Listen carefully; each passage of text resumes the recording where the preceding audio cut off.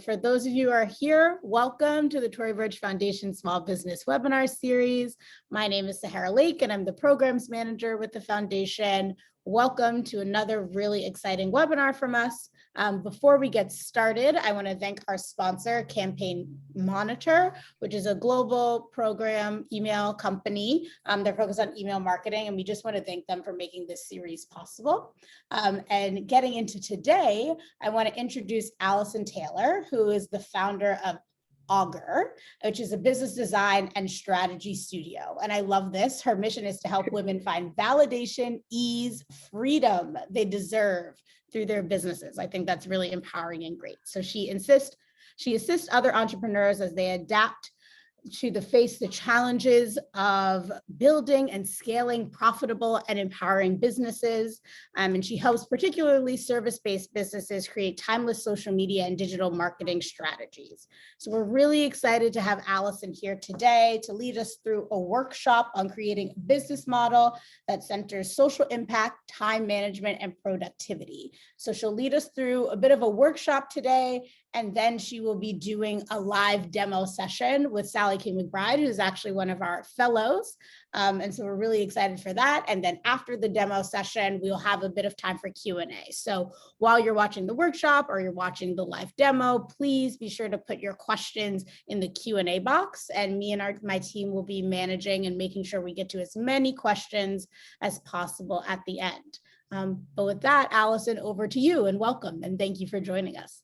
Awesome. Hi. Thank you so much, Sahara. I appreciate the warm welcome and introduction. And, I won't recreate the wheel here, but I will say that as a creative do-gooder, Aquarius rising, the humanitarians of the zodiac, with a degree in art and design and a penchant for business, I'm so happy to be able to spend this time with you all today and share one of my favorite design tools with you.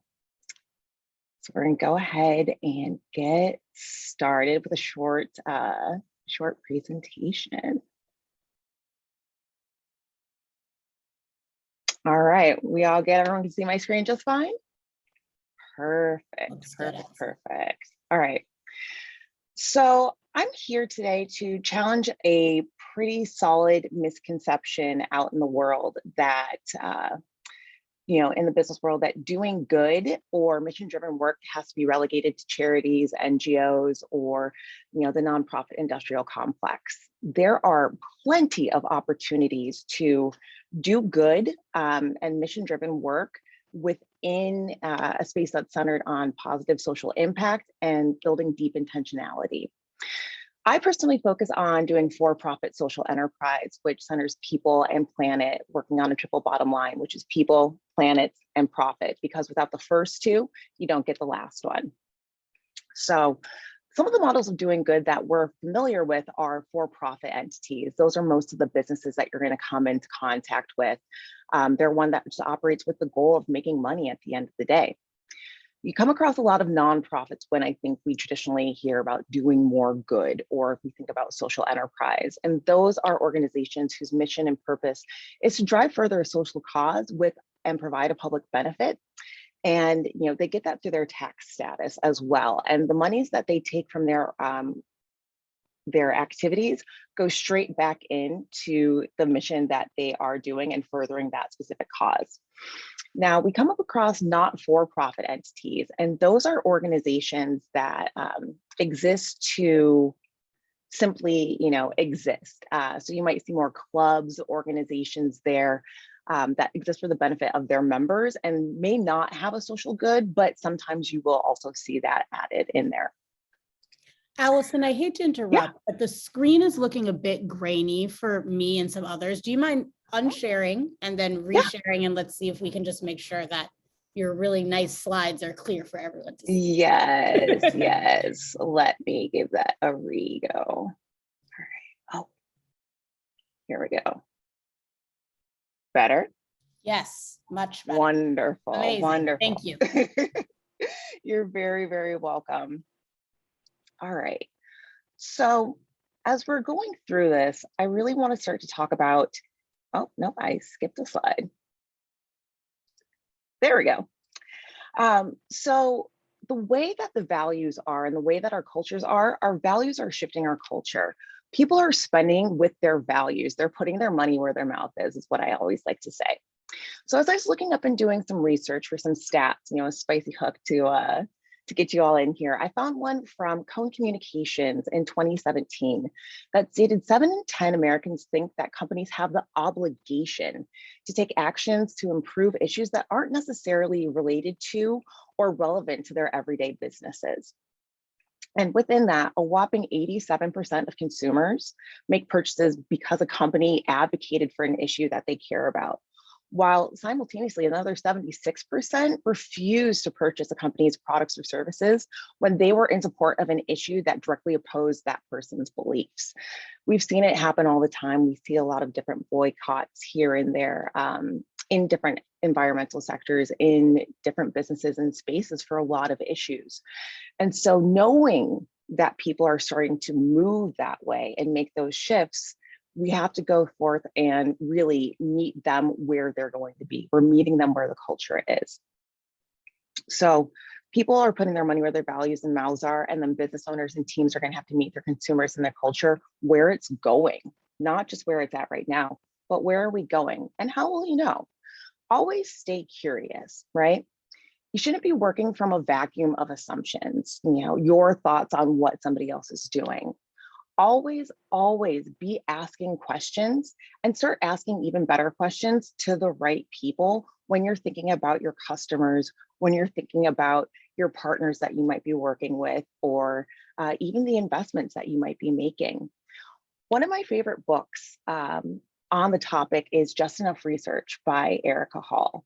It is phenomenal, and it will help you start to set up and frame your research so that you can go and connect with the people who you want to be in service of. Ask them what their needs are. Ask them what they value and what they're loyal to. And that will allow you to really begin to shape how you're creating your products, how you're creating your services, and how you're showing up in the world for your customers to be in better service of them with deep intentionality. And that all really ties back into the idea of social impact and social enterprise and having a benefit. You're really thinking about the people or the communities or the world that you're going to be in service of. And so going in and not just sitting back and operating from this idea of being in an ivory tower. I know that we're still we're still in a global pandemic, and so getting out and talking to people face to face is far more difficult. But we have so many tools at our disposal, and a book like Just Enough Research, which is a short read, it's maybe like 150 pages, or you could listen to it as well, is something that's really going to allow you to get ready so that you don't have to stay ready. Which brings me to my next topic. My personal favorite way of time management and productivity is mise en place, which is really a culinary process in which ingredients are prepared and organized like in a restaurant kitchen before cooking. So you have everything that you need all ready to go, and then you're going to do it. That to me is research and data, and that's how you're going to excel in terms of time management and productivity. And wrapping those up into tools that you can utilize. So I have ADHD, and that is something that has forced me to really think about how am I showing up as a business owner, as a creative, in my past life as a project manager who was building and renovating and designing massive hotels in really short timelines with hundreds of thousands of moving pieces. So these are some of the tools that I really utilize to go ahead and find myself in a faster state of flow, which is a state of optimal experience that's arising from intense involvement in an activity that's enjoyable. Most of the time you'll hear it as someone playing a sport or doing some music or writing a creative piece. And I want to be fully utilizing my brain to the best of its abilities. The first way I do that is through a clean and orderly workspace. I have to reduce distractions in my environment so that my attention isn't drawn to like, oh, what's going on over here? What's going on over there? I also use tools like Notion. It's a central nervous system as a service, as I like to think about it. Even here today, I utilized it to put all of my thoughts, all of my assets, all of my images, all of my references into one centralized document so that I could go ahead and then create my presentation or create this talk and all these talking points for you. You can actually see a little slide of my notes and page there where I was outlining the slides and what I was going to put on there. And then the last one for me is techniques. So when I find that I need to do some really, really deep focus, I engage in time boxing or doing Pomodoros for deep focus. I use something called a time timer, which I actually have going on right here. It's a visual timer that allows me to see how much time is left for something that I'm doing. So if I want to do a deep focus for 20 minutes, I'll set that time timer for 20 minutes and I'll continue on with it. So those are just a couple of the ways that I like to do my productivity and my time management. But really, I want to tell you a quick story. And this is about Kat. She is an employee at a VC-backed early stage startup, a client that I was working with. I think some of you might be familiar with this within the workspace. Her day-to-day tasks really included cleaning up someone else's mess, struggling to organize her thoughts as she was wearing many hats at once, and regularly pitching programs to the CEO and different third-party vendors. So one day, Kat came to me and she was trying to create a marketing plan for a merchandise launch. And she was really struggling on how she was going to get those pieces together to tie back to the larger business goals. And so make sure that they could continue to scale. And she wasn't sure what to do. So she utilized some of the tools at her disposal. Having a background in entrepreneurial management, she knew about the business model canvas. So I had her go ahead and run her ideas through the 9 components of the business model canvas. I was like, Kat, what's the value proposition? Who are our customers? Who are you reaching out to with this? How are we planning to make money from this merchandise launch? And then who do we have to work with? I had her run all of those things through this tool because I knew that it would give her a holistic through line to anything that she was doing. So when she came through, she spent a couple more days thinking about it, running everything through the business model canvas, and then allowing that to really set her up for success. I knew she had to go and pitch her idea confidently. And so preparation is one of the best ways to embody that confidence when you're going into these negotiations. And at the end of the day, once Kat had run her idea through the business model canvas, she wound up being successful in getting buy-in from her male CEO and a third-party vendor to make sure that she could execute on the plan herself. She increased the confidence in her skills and her abilities, knowing that she could take this tool out of her back pocket, spend 20, 30 minutes running her ideas through it to come out of the other side with more clarity and organization and structure inside of her projects and programs. So when I asked her what she said, this was her response. It's like, Kat, did doing this whole thing with the business model canvas help you in any way, shape, or form when you were getting buy-in and negotiating with your CEO? And she said, absolutely. I felt more confident and clear with my delivery. In a way, the business model made the marketing plan more clear in my brain so I could actually point to specific action items and how they tie back to bigger goals, which was so impressive because they have a social impact element to their business where they empower women within the gaming space. And a portion of those sales from the merchandise was going to go back into a creator fund that was going to go and be disseminated out and dispersed to women within the gaming community. So she was able to take the business model canvas, think about her larger plans, think about the larger organizational goals, and make sure that as she was pitching her programs, it was tied in, and that allowed her to break down some of the barriers to entry for what she wanted to do. So after that, somewhat long but somewhat quick introduction, now's the time for us to do it to it. And my favorite saying is practice makes permanent, because it doesn't make perfect. So like anything in this world, we have to practice, and it takes time, and it's a skill that you'll acquire. But soon you'll be able to churn out fully fleshed ideas in a matter of hours instead of days. And you'll go from implementing or ideating to implementing holistically much faster. So with that being said, I think it's time for us to go ahead and get up into the demo. Great. So if Sally, you want to come on and join us. Sally. Hi. So Sally, I'm going to have you just go ahead, and I said that you were one of our 2021 fellows, but if you just want to introduce yourself and tell everyone what your business is, and then I'll let you and Allison get into it. Great.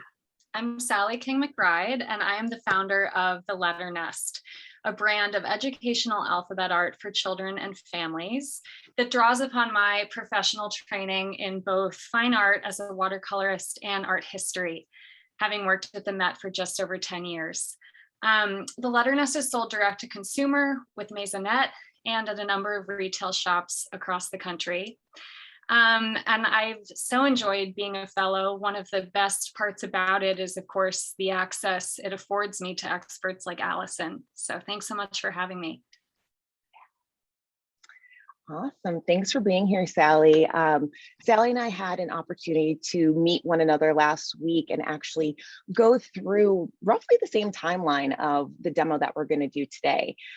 So Sally, if you could actually, while I'm getting things going, could you tell the audience, what were your first thoughts on getting acquainted with the canvas? I'm so excited for what Allison is going to show you. The canvas, I mean, I think for both of us, Allison is very visual people. Helping to lay it out in a tangible way just helps bring that idea from here into somewhere else and in such an organized fashion.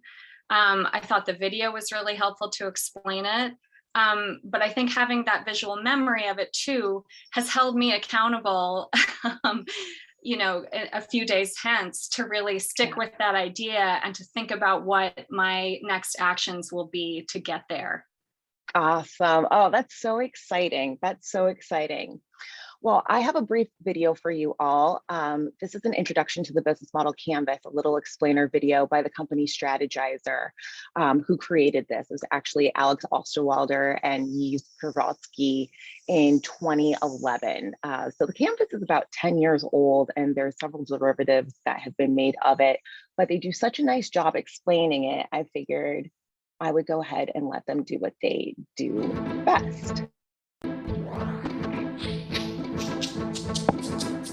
An organization's business model can be described with 9 basic building blocks: your customer segments, your value proposition for each segment, the channels to reach customers, customer relationships you establish, the revenue streams you generate, the key resources and key activities you require to create value, the key partners, and the cost structure of the business model. But it's not sufficient to just enumerate the 9 building blocks. What you really want to do is to map them out on a pre-structured canvas. This is what we call the business model canvas, a tool that helps you map, discuss, design, and invent new business models. Let's briefly go through the 9 building blocks, starting with the customer segments. These are all the people or organizations for which you're creating value. This includes simple users and paying customers. For each segment, you have a specific value proposition. These are the bundles of products and services that create value for your customers. The channels describe through which touchpoints you're interacting with customers and delivering value.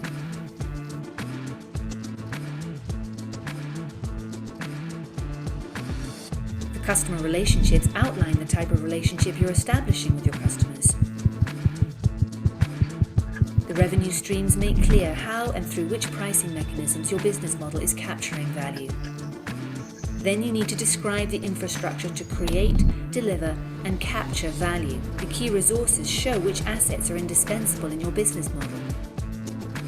The key activities show which things you really need to be able to perform well.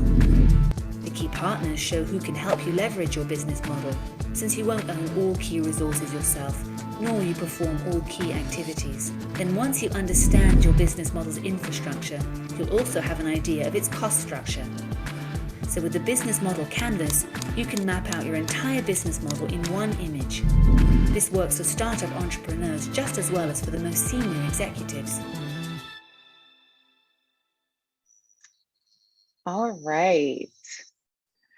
So that was the video that Sally was speaking about. And now we're going to go ahead and jump straight in. Allison, I'm to sorry, working on the pamphlet again, we're itself. seeing those same gray pixels. Do you mind sharing, unsharing and resharing your slides again? Sure. And sorry, Yeah, everyone, not a for the problem. technical difficulties. Thank you for your patience. Just want to make sure we can all see. Is that better? I can't see it quite yet. There we go. Yes. Okay. All right. Sounds good. Okay. So Sally and I are in here. And Sally, did you think about something that an idea that you wanted to go ahead and flesh out? I have.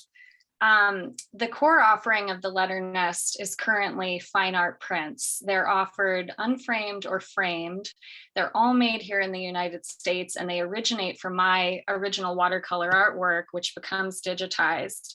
Everything I generate is made to order. So I care deeply about reducing waste and kind of the feeling that every single product I have is bespoke to that client. But I've dipped my toe into expanding into different product categories by partnering with existing, mostly female-run companies, whether it's children's apparel or stationery. But I would really like to see if I could bring some products in-house. And I think one of the most natural extensions of my current activities would be to release a children's book. And this could take a number of forms. It could be narrative, kind of drawing on the 13 alphabet themes that I have in my portfolio, but it could also be more of a teaching tool. And of course, coming from a family where most of the women I'm related to are educators, and having grown up a faculty kid, that educational component is very much at the core of what I do. Gotcha. Okay. So let's go with creating a book. And I want you to really think about the benefit angle of this, right? Who do you want this to be in service of? How do you want this to make an impact within your community, or what groups or segments are you thinking that you want that to be an impact of? Exactly. I think I would go back to what you said in your intro, that part of being, a socially impactful company is to listen to one's customers and to see what they actually need. And this has been something that they've been suggesting to me since I launched 2 years ago, as something that could dovetail really nicely with what I'm already doing and could very much be in service to my kind of two core audiences, which are, of course, the children and their grown-ups. Perfect. Okay. Well, I'm going to go ahead and put 20 minutes on the clock, and Great. we're going to go ahead and do a sprint here on the business model canvas. Okay. So I'm going to go in here, grab some sticky notes, and let's really think about what we're going to do here. Okay. So for the ideation here is the focus on bringing in-house and creating a children's book.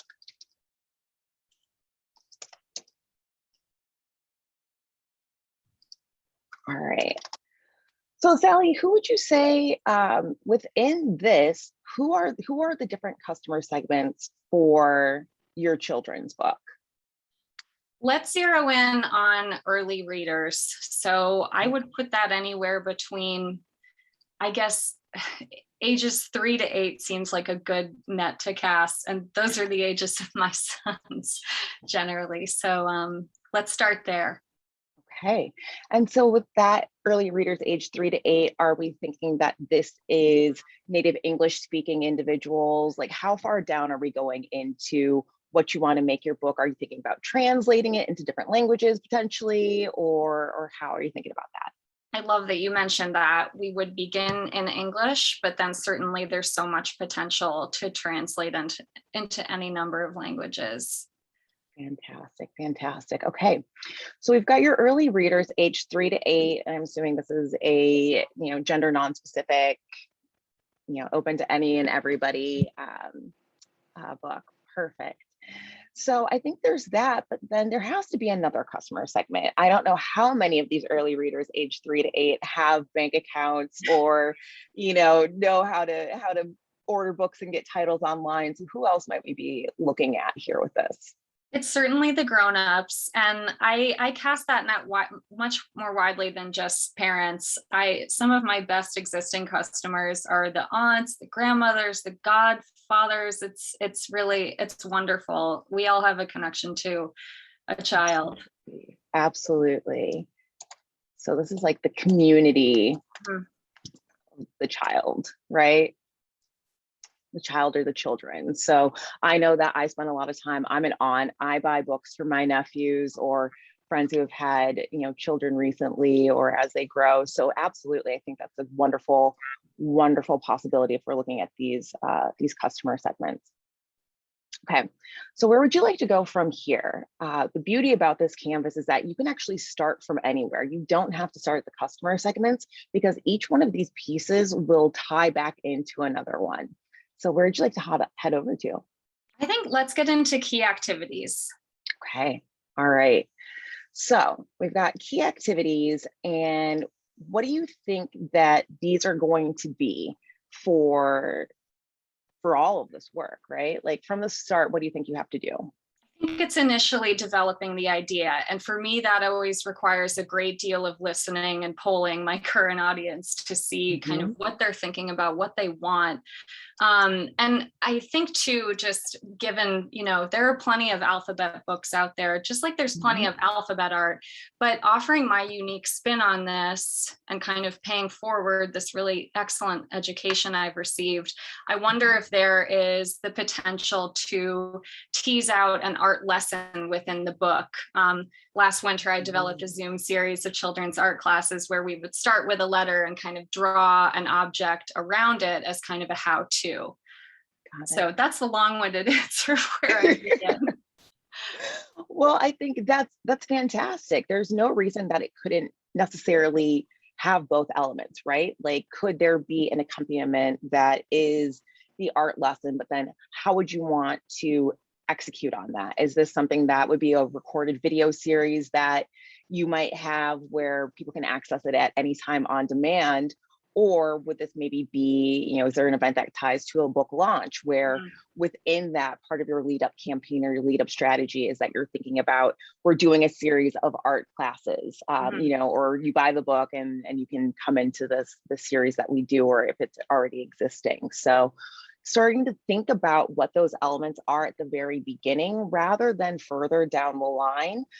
You can always cull your ideas, right? But you can always keep them in your back pocket and pull it out when you're really needing it and thinking about it.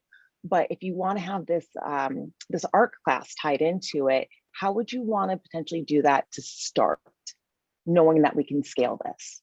I think we'd start with an ebook to begin with as a means of distribution, and then announce alongside it that there is a Zoom series, whose revenue could potentially benefit a local school or something similar. Okay, all right. So I'm going to put these over here. Ebook, start, and a Zoom series. These are just going to be some of my notes right over here. All right, so when we're thinking about that ebook, and we're in key activities, are you going to write the book yourself? How are you going to put it together? And then how are you thinking about publishing it? Sure. I would definitely write it myself, writing and illustrating. And then in terms of launching, I think with ebook, I have not done this yet, but I'm guessing the barrier to entry is low enough that this could be something I self-publish. I've done a bit of research into the kind of children's book publishing field, and I think maybe going about it electronically is a quicker way to market, and certainly a more environmentally friendly one, although I do love a hardcover book. Right. I think that's a fantastic idea to think about doing this as a proof of concept, right?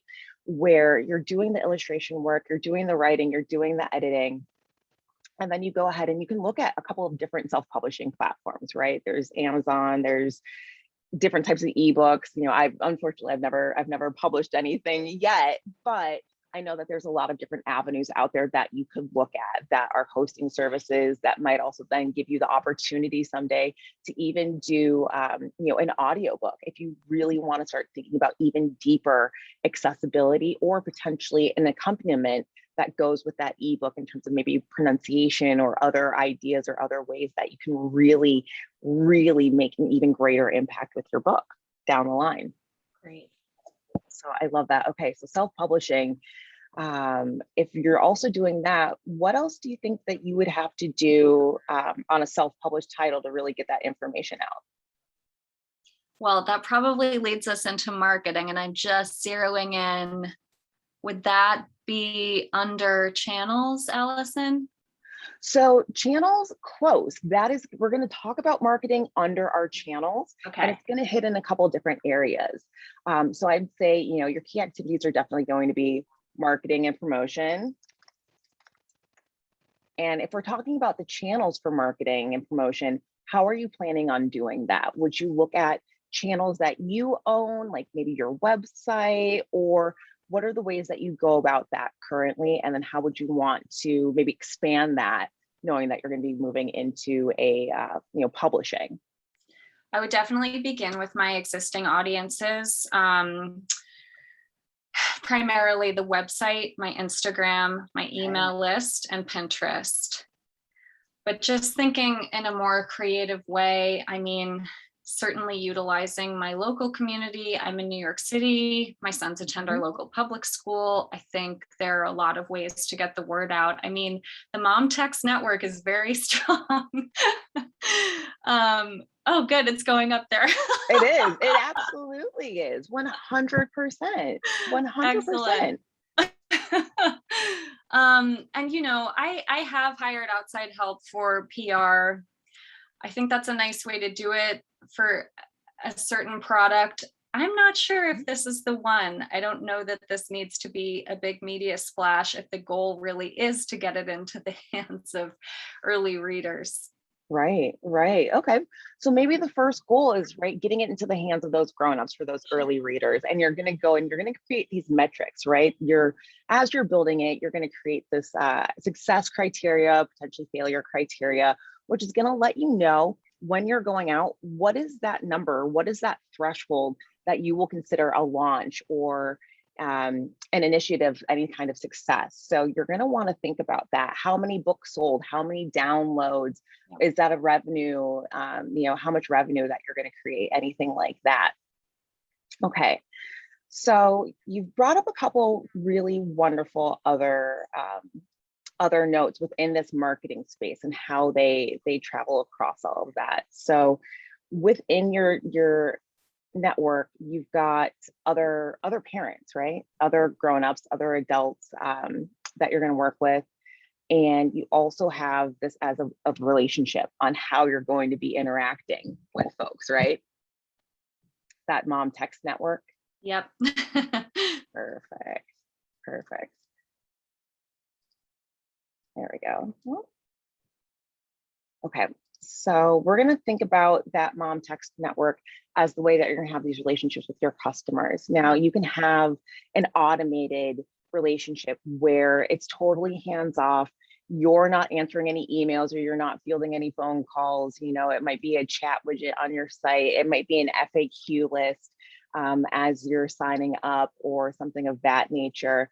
So how are you thinking that you'd want to communicate beyond that potential Mom Text Network to get even more broad? Would you want to do it yourself, or would you have a mix of, it's automatic automations, or yeah, I think that's a really good question, especially since most of my business is such kind of a high touch, many traded messages about customized pieces of art and the like. And so this would, I think, be able to be a little bit more automated and or have a third party representing the artwork, because, my voice will be in the actual ebook and in the lessons. And so I feel okay about having outside help for kind of distributing and announcing it. Fantastic. Okay. So that also ties in with your key resources, right? Of third-party marketing and promotion. depending upon what you decide that is, because that could be as simple as, you know, you're buying ads, you're getting promoted ads on Pinterest for business, right? Or you are doing ads or something like that on Instagram or Facebook, and you're doing your pixels or whatever that might be, or you've handled outsourced social media management or marketing agency that's going to handle doing that work and creating the assets and content and copy for you. Yeah. I really like that you're thinking about the digital comms rather than handling everything yourself. And that does tie in when you're doing that research. What are the questions that people are asking you, or what do you think are going to be the questions that people are going to want to really know, right? What are the repeat questions that you'll find within this space? I actually hope it would be much more streamlined for this. Like, when is the class happening? How can I download this? I'm having trouble. A little more automated than the questions I get for my art making. Can you replace this letter with another? Can I combine the construction and animal alphabets? These kinds of things. Definitely, definitely. So I think that's a really fantastic point that you bring up, where you're going to have some differences, right? There's the part of this where you're doing the publishing and you're asking people to, purchase the book, but then there is also that activity that lives inside of this, which is also the Zoom art class. And so the FAQs that you're going to have are going to be different for both, but you're going to want to create them. So if you're thinking about that through line, leading up to, would you still do digital communications or potential third-party communications for people after they've made that purchase? Or yes or no? I mean, I think I still would. And I love that you invoke the kind of supply list. I mean, you could even pull in like a sponsor from one of the art supply stores that I frequent. You could get kind of creative with having them underwrite, the existing list. Right. Yeah, to kind of ease access. I love it. I love it. And you're thinking about it in a wide variety of ways. And, if I can bring up our last conversation, you were also speaking about how you really want to make sure that this has a low barrier to entry.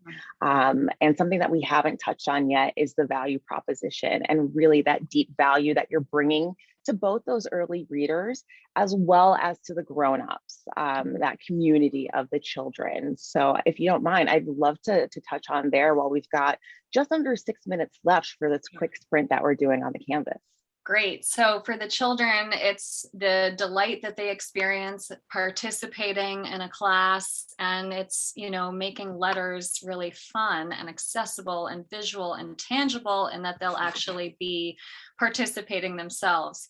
For the parents, I think the benefit of, a lightly supervised Zoom class for your children, especially, having all gone through the pandemic, I think the benefits are fairly obvious. So I really do value that kind of dual offering. I love that. So you've got some light supervision and child enrichment activities that the parents don't have to do themselves. So you're also giving them some time back, right? Because you've got that supervision, you're reducing that risk for them. They don't necessarily have to stay right in the room and keep an eye out if they don't want to, but they've got somebody there. And for the kids, you've got that ownership and tangibility in creating art. And because it's a digital way, you can reduce barriers to entry, you can reduce barriers to access. And I think the point I was going to make of our last conversation was that you also typically wanted to make this easy, right? You didn't want this to be something where parents or guardians or grown-ups had to go out and get, spend hundreds of dollars at the art or craft supply store, in the, the arts aisles at your local big box retailer to go and get these kinds of supplies. It's probably just going to be a pencil and paper, which is how I've done it when I've kind of tested these art classes in the past. Whereas I can do a watercolor demo, but they can kind of just have those two tools with them. I love it. So you're lowering the barrier to entry and removing obstacles to art access, really is, part of how I think about this. Okay, so we've got about a little over 3 minutes left, and I want to hop into the key partners. Who do you think that you would need to partner with, or who you would be working with to execute on this? I think it's tough. In the creative process, it's usually a pretty solo endeavor, although I have had luck in the past kind of calling in the work of different creatives. Like in my dessert alphabet, I feature 3 different chefs. But I think for the purposes of this one, it might be a solo creative process, but then I love opening it up to partnering when it comes to marketing, and when it comes to kind of getting the word out there. Right, right. Okay. So when you're partnering with that, I also want you to think about, right, those tech tools that Sure. we're looking at. So your partners are definitely going to be, Pinterest, Yep. Facebook in the form of Instagram, right? Is going to be another partner that you're going to be working and utilizing with. What do you think about how you're going to get this ebook going? Is that someone who you might be partnering with? Definitely. I mean, you had mentioned Amazon before. I'd rather focus on, even if it's an ebook, perhaps I make an in-person appearance at a local bookstore. The Strand is nearby in New York City. I think there are many ways to kind of tie in actual partners, even though it's a digital object. Absolutely. Absolutely. And you can have that great mix of both. But I always want us to think about some of those digital partners because they really, we don't think about them that often, but you are utilizing these platforms or you're utilizing the tools that they have in order to take some of that heavy lifting off of your plate. And I love that you're thinking about coming in and working with local bookstores. And also you had mentioned, local art supply stores that might be able to work with as well. Definitely. And Allison, where would you put kind of influencers, who are some cross between kind of literary, artistic, creative? Are they under my key partners or my They're actually everywhere. Yeah. To some degree, right? It certainly seems that way. They're key partners who you'd literally be partnering with. They would be in the key activities of doing the actual promotion, marketing work, and getting the word out. The resource in terms of influencers, of human capital, as well as the intellectual property and knowledge and presence that they bring as a key resource. And they would also fall down into the cost structures as well, and the relationships and potentially channels that you are working with individuals. So, if you're looking at that, this is one piece that permeates 1, 2, 3, 4, 5, at least bare minimum 5 different spaces that we're looking at. So we're coming into the last 30 seconds and I want to hit quickly, what do you think is going to be a cost structure and then a cost that you're going to incur on this? And then we'll finish quickly with some revenue streams. Okay, very quickly. It's my time of production, it's the publishing, and it's the marketing on the cost side. For the revenue, I mean, I wouldn't want to set the bar too high, but it's the price of downloading the book and potentially the price of the class. Okay. All right. So book sales and class sales.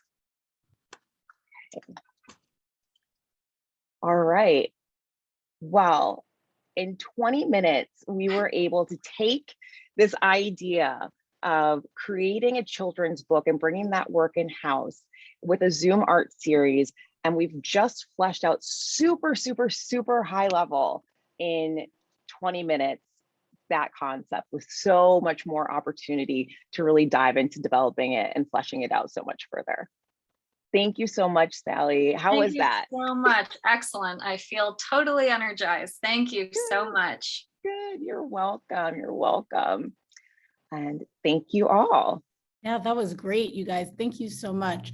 Allison, I have a few questions that people have sent us beforehand, and then also looking at the Q&A. I want to ask this question from Lynette Parker, who says, I'm wondering how a business like mine, so she's a personal stylist and image consultant, can frame the work as social impact or good. I do believe I am doing good, but I'm not sure most people see it as social impact. And I think a lot of people have probably a similar question to Lynette. Yeah. Okay. So Lynette, that is fantastic. I think about Patagonia as one of my personal favorite social enterprises. And they are within that clothing, they're within the fashion space as well. So I want you to think about, who are you working with? Is it, are you working with segments of the population who maybe don't necessarily have access to stylists, that they have been historically excluded from doing this work? Do you work with upcycled clothing and materials? Do you work with, people who've made commitments to their supply chain and their value chain? Do you not work within fast fashion? There are so many different ways that you can integrate impact into this, or it might be even that you dedicate part of your time, right? So you spend part of your time going to different organizations, maybe women's shelters, or you're coming to organizations like the Tory Burch Foundation or anything else, economic development areas, and you're giving your time as a part of your social impact. So it doesn't necessarily have to always be money, but there's going to be an intention of who you're being in service of, how you're being in service of them, who you're working with, what platforms you use or don't use, and how all of that ties together. Yeah, I think Patagonia is a really great example of that. A few other questions thinking around the business model. So similar to all the examples you were kind of giving, how would a person develop a business model that will last and work as they are trying to grow their business? Ooh, that's a great question. The answer is you're not going to build just one. Your business model is a living, breathing entity. It's going to continuously grow and evolve as your business continues to grow and evolve. As you're scaling, check back in, right? What was working? What wasn't working? And just enough research, you'll see Erica talks about finding the right sample size. And it's roughly about 5 folks to go ask your questions, get information, validate or invalidate, up to 5 to 10 folks. And then you're going to refine and you're going to iterate. After you've had time within your business and you're practicing, you're going to see what works. You're going to see what doesn't work. You're going to sunset some of the things that you've been working on, and you're going to bring some new things in. So your business model is always going to be evolving and constantly growing. Yeah, I love that, Allison. What is a way to, I love that you said it's living and breathing. So as you're growing, when you want to make a pivot, what is the best way to make that pivot as seamless and a seamless transition if you're changing your business model at a particular time? Yeah, so it all goes back to your purpose and your why and what you're doing. As you become more clear in that direction is going to happen, right? Nothing is this linear straight line. We go through and bounce around. If you watch The Good Place, like it's very Jeremy Bearimy, right? Like we're coming back around, we're in Janet's Floyd over the eye. So as you're making your pivot, take a tool like the business model canvas or the lean canvas or the social enterprise canvas. Ask the questions that you want to be answered. What are you trying to know? Who are you trying to be in service of? What is your desired outcome? And then you want to think about why you're making that pivot. Are you making the pivot because something you were doing didn't work? Or are you making the pivot because something you did before actually did work and now it's catapulted you into an entirely different place? Right? You're like, oh, this was cool. This was great. And I didn't think that this was an opportunity for me. And now here I am, and I'm going to go forward with that. So pivoting, it's similar to how you started your business in the same way. If it's something that you want to continue on and expand, find that core, find that nucleus, grow from there, use those tools. If you're doing something entirely new and different, find your why, find your core, start with that really strong nucleus, and then build around that, knowing that, again, it's going to constantly grow and evolve. Yeah, that's a great question. Another question that someone asked previously is, should we consider becoming a B Corp? And we know that takes a lot of work and paperwork, but curious, Allison, to your thoughts, should we consider becoming a B Corp? And if so, how do we use the designation for our benefit? Yeah, definitely. I think it's something that every company has to choose for itself. Now, there's a couple different ways that you can go about becoming a benefit corporation. You can go for the certification, which is B Corp. I believe it's like B Corp Labs, and that's a nonprofit organization that gives that certification out. And yes, you're going to have your metrics. You're going to, fulfill your paperwork, and I believe it's like $500 at the low end a year to maintain that certification. And you're doing your reporting and your transparency. Now, the other way to do that is to go through your tax designation as a benefit corporation, the same way where you're looking at LLCs. And that's when you're getting into the tax end of things and you're looking at your financial statements and your transparency and making a commitment to how you are working with your profits and how you are reinvesting them into communities and what you're doing. Either is a wonderful and phenomenal and fantastic option. I think you just have to decide on yourself, your budget, your finances, and where you want to go with that. Once you get that designation, you can put it on, and then you are able to then leverage the fact that you are a social enterprise and that you focus on social enterprise and that you've made a transparent commitment to being a social enterprise.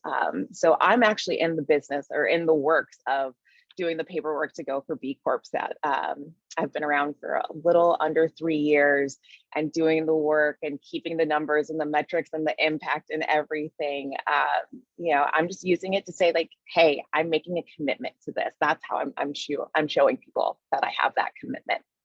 Yeah, that commitment is so important. Another question coming in from Mia. She says, are there any tips for building a business model for a storefront service industry when your market is smaller and specific to your location? Ooh, yeah. So Maya, I don't know if people can come off mic and chat, but like talking about a storefront. So you're talking about like making a brick and mortar service. That's what I believe her question is. Unfortunately, she can't come off mute. So Mia, if you want to put anything in the chat, I'm happy to ask it aloud. But yes, she's asking about a storefront business, so a brick and mortar business. Perfect. Yeah, it's all still the same, right? A dance studio, she said. Oh, a dance studio. Cool, yes. Cool. Okay. You've got so much going on. So you're going to think about the service that you are going to be creating. And that's those interactions, the customer service, the product of the studio that you're creating. How many rooms do you want to have? How many classes are you thinking about hosting and holding? Is this something that you need to do? Do you need to be capital intensive to buy out a space? Could you rent out a space? Is there a dance studio that already exists that you could do pop-ups within? So I want you to think about all of the different avenues. Like what is your desired outcome with this dance studio, right? What's the benefit that you want to have? Who are you trying to be in service of? A small market is fine, but an engaged market, paying the prices and the rates and the wages and everything that are going to be beneficial to the people who you have working there and are beneficial to the community. There's nothing to shake a stick at a small market. It's how you're using your market efficiently and effectively. So I would say go through that same exercise or a similar exercise. Take those ideas. What's the value that you're giving to people? Who are you being in service of? Are they paying? Are they not paying? Where do you want to be? Is there a way, like, is this a city? Is it high traffic? Is this a place where people drive to or do a lot of driving?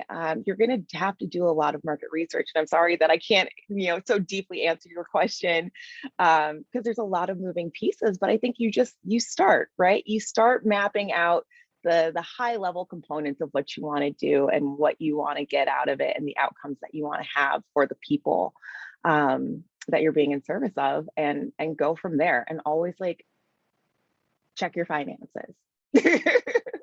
Totally. As people are doing that kind of mapping, I think a lot of different businesses can tackle a lot of different areas. So do you have any advice on how to hone in on like what issue, whether it's sustainability, whether it's the people in the community, like what is the advice for boiling it down so you're not trying to boil the ocean? Yeah. Niche so far down that it is uncomfortable.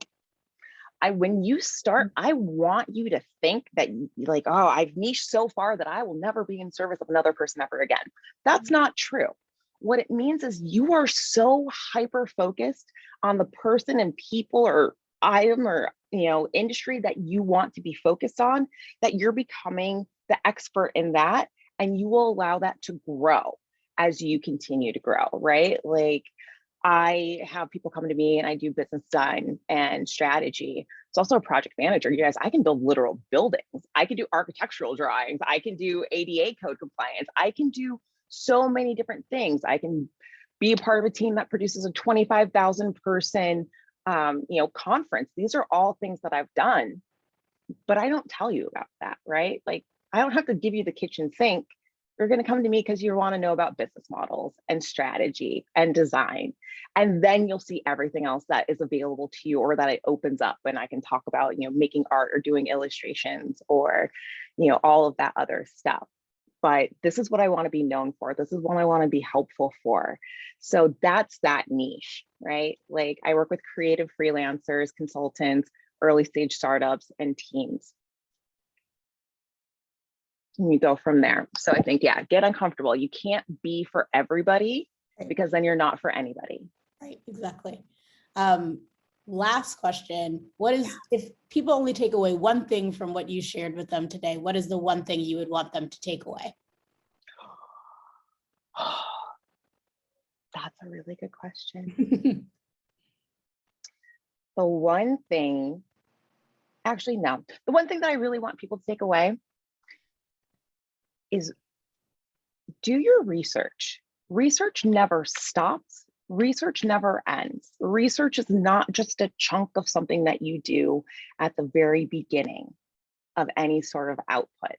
Research is something that you're always going to be constantly doing. You're always going to be referring back to it. You're always going to be asking questions. You're always. People are changing, values are changing, your business is changing, wants, needs, all of that is changing. So make sure that you are always doing research. Constantly talk to people, hear them, meet them where they're at, and really, really listen. I love that advice, Allison. With that is a great place to end. So thank you so much for your time today. And thank you, Sally, for participating in the demonstration project as well. And Allison, Gail asked, how can we be in contact with you for coaching sessions? And would love for you to just share how people can continue to follow along with what you and your business are doing. Absolutely. Let me put this little screen back up. So you can reach out to me at my website, which is augur, augur.design, or you can come find me. I'm always just like hanging out in the void corners of the internet on Twitter. And my name is at @yousofancy over there.